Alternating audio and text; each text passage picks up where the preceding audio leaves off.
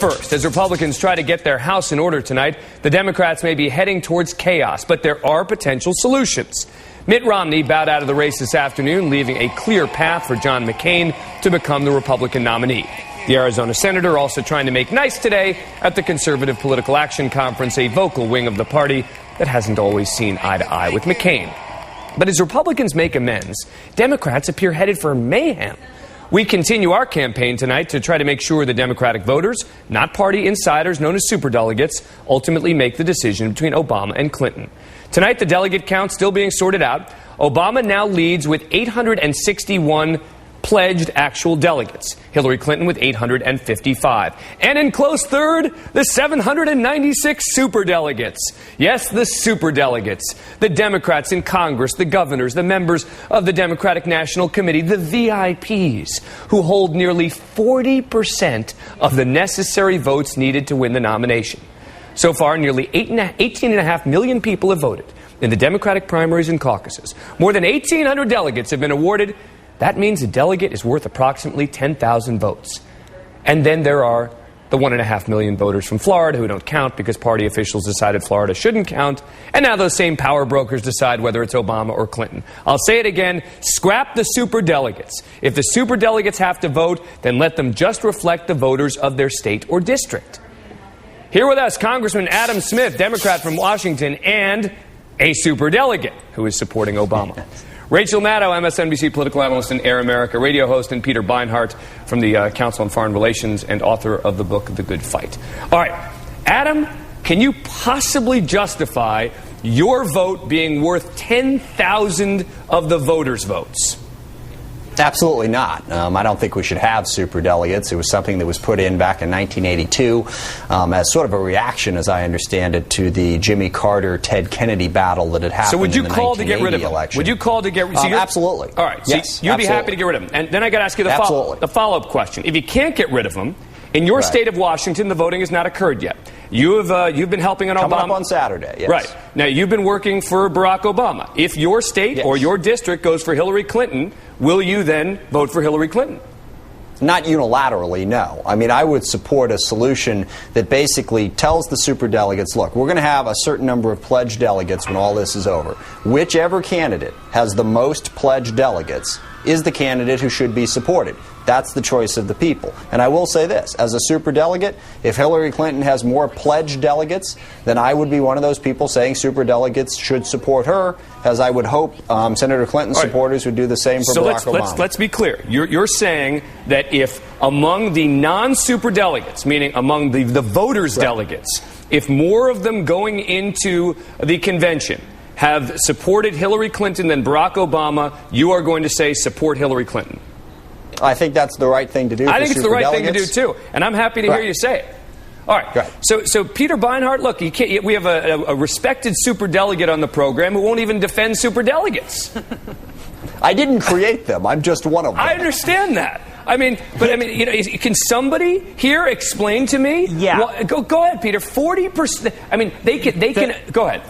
Here's the reason the superdelegates are useful. You need 50% to win. Not a plurality. Most elections in America, you only need a plurality. But to win the nomination, you need a majority. Let's say there are 3 or 4 candidates, and the leading candidate gets 35% of the vote. That means that nobody's going to get 50%. One of the reasons for superdelegates was that they would go with the winner to put you over 50%. There are better ways of doing that, but it's worth noting that if you have proportional representation and you demand a majority, you're headed for trouble down the road at some point. You're not headed for trouble, though. You're just headed for a second vote. I mean, there's all sorts of parliamentary ways. Well, that's a brokered convention. Let's be clear about that's a brokered convention. Let's be clear about that. Hang on a second. Look, if there's a tie, Rachel, I am happy for some group of party elders or VIPs, and the Adam Smiths will all get together, and they will say, you know what, we've got to make a decision here because there's a tie. I'm fine with that. But absent a tie, it seems to me that you've got an insane system in place where they have so much power. There are so many of them that I think that a lot of people didn't know this going into the process. I'm not happy with the idea of the Council of Elders taking over in the case of a tie. I mean, elections are sometimes about things being very close, and you let the voters decide. And in this case, you let the voters' delegates decide. I don't think there needs to be a star chamber, some group of wise men to put the brakes on what the voters are going to decide. It could get messy. It could be a process that takes a long time. That's okay. Here's why it's going to be messy, because people, honest brokers like Adam Smith, are still unwilling to say that he will vote for whichever candidate wins in his state or district. I mean, Adam, that's the problem, is it not? Is that you're not willing to go forward and take a stand and say, I'm going to set the stage here, and say, the way that Barbara Boxer has, for example. Well, again, let me say that, as I said, I'm willing to support whoever the pledged delegates select nationwide. The problem with what you describe is it takes on a certain unilateral aspect to it. You won't be first.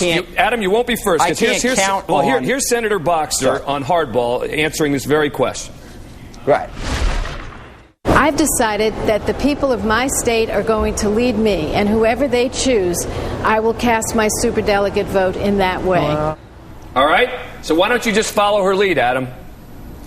Well, I haven't officially decided whether or not I'm going to do that. I thought I was making the magnanimous gesture there to say whoever's ahead of the pledged delegates. I know, but that's not enough for me. I haven't taken it down that next further road and said, well, what happens if my state goes this way, goes that? What if my state goes one way, but my congressional district goes the other way? And the other aspect of this, there are some superdelegates who don't actually have a constituency. You mentioned, I think it was mentioned earlier, that Tom Foley is a superdelegate. He doesn't have a constituency. Who should he follow? Let me tell you about the absurdity of this, all right? You got a Teamsters member, superdelegate. You got the president of the United Federation of Teachers. You got an attorney who represents the Washington State Democratic Party. You got an Oregon political activist and blogger. I mean, this is nuts. These people have the equivalent of 10,000 votes each. And that tells that list tells you that this is designed to be a council of elders that's designed to make things better when the voters don't do the right thing. Well, but I think it's so insulting.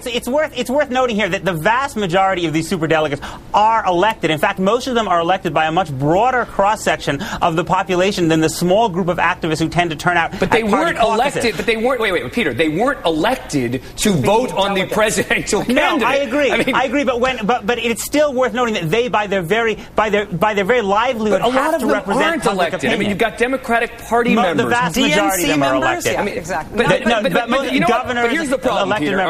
Here's the problem, Peter. There is going to be a crisis of confidence. Okay, if people don't talk about this, we're going to have another Bush v. Gore coming out of the convention. People are going to claim it was unfair. They're going to say that the people weren't represented. And I feel like I'm the sole voice out there saying, look, let's come to a solution now, today, before it gets too close, before it gets politicized. The solution has to be more than scrapping the superdelegates, because scrapping them leaves other problems. What are the problems? The problems are that if you change it to needing a plurality, then you solve the problem. If you need a majority, I think you're headed for trouble down the road. How about if you just say whoever has more delegates wins? Yeah, a plurality. That's what I said. Yeah. And then we're okay. Look, I'm no great political insider, but that seems like a pretty good solution to me. I agree. Go ahead, Representative Smith. Yeah, no, that's what I said. Basically, whoever has a plurality, it would be a majority in this case of the pledged delegates when we're done with the process. At that point, I think that person should win. And I also want to say this is something that the Democratic Party should resolve sooner rather than later. We don't want to go to the convention at the end of August and still be fighting about this. And I support what Howard Dean has said, that we need to get a solution. And Representative Smith, I'm going to give you credit right now, because I'm hoping that what you just said is going to lead a movement. It's going to lead a movement of these superdelegates saying we can't matter that much. We have to just support whoever wins among the delegates at large. I hope that today is the beginning of a movement, and that you have begun to lead that movement, because this is too important. It's going to end up being a total mess for the Democratic Party otherwise. All right.